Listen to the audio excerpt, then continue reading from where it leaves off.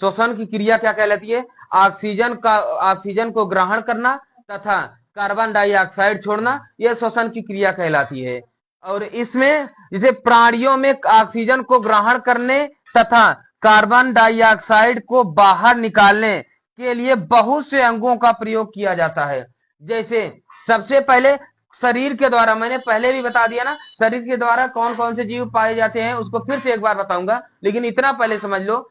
शरीर से जो श्वसन की क्रिया होती है, ये क्या होता है? इसमें एक कोशिकीय प्राणियों में कोशिका झिल्ली के द्वारा गैसों का आदान प्रदान होता है, जबकि बहुकोशिकीय प्राणियों में शरीर झिल्ली के द्वारा गैसों का आदान प्रदान होता है। ठीक है ना? ये थोड़ा ये किताबी भाषा समझ लो।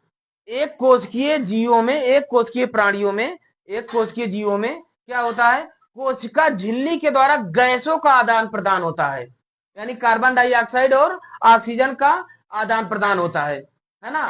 और लेकिन बहुकोशिकीय जीवों में ये शरीर झिल्ली के द्वारा, ये कोशिका झिल्ली क्या होता है, शरीर झिल्ली क्या होती है, अभी बताता हूं, है ना? फिर इसके बाद अब दूसरा हमारा क्या है? श्वास नली से, श्वास नली ट्रेकिया के माध्यम से कौन कौन लेता है, मैंने बता दिया, है ना? और तीसरा होता है हमारा गिल या गल्फर से। गिल या गल्फर से सारे जलीय जीव पाए जाते हैं ना, जो मछली हो गई, जो जीव जल में रहते हैं, ये सब गल्फर से ही लेते हैं, है ना, यानी गिल, है ना? और फिर उसके बाद फेफड़े से वही श्वास लेते हैं जो जमीन के ऊपर रहते हैं। अच्छा, एक बात और है, जमीन के ऊपर रहने वाले पक्षी भी होते हैं, लेकिन पक्षियों के पास फेफड़े के अलावा भी एक श्वास टैंक होता है, यानी हवा टैंक होता है, जिसे एयर सैक्स कहते हैं। क्या कहते हैं? एयर सैक्स, यानी हवा थैली कहा जाता है उसे। ठीक है ना? इतनी बात समझ गए? क्लियर है ना? पहले फिर से समझ लेते हैं। ये श्वसन की प्रक्रिया क्या होती है?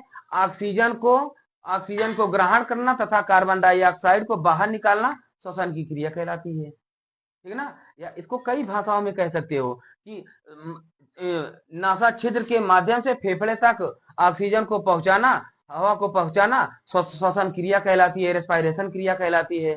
या इसको कह सकते हैं वह प्रक्रिया जिसके द्वारा फेफड़ा से ऊर्जा उत्पन्न होती है, उसे श्वसन कहते हैं, है ना?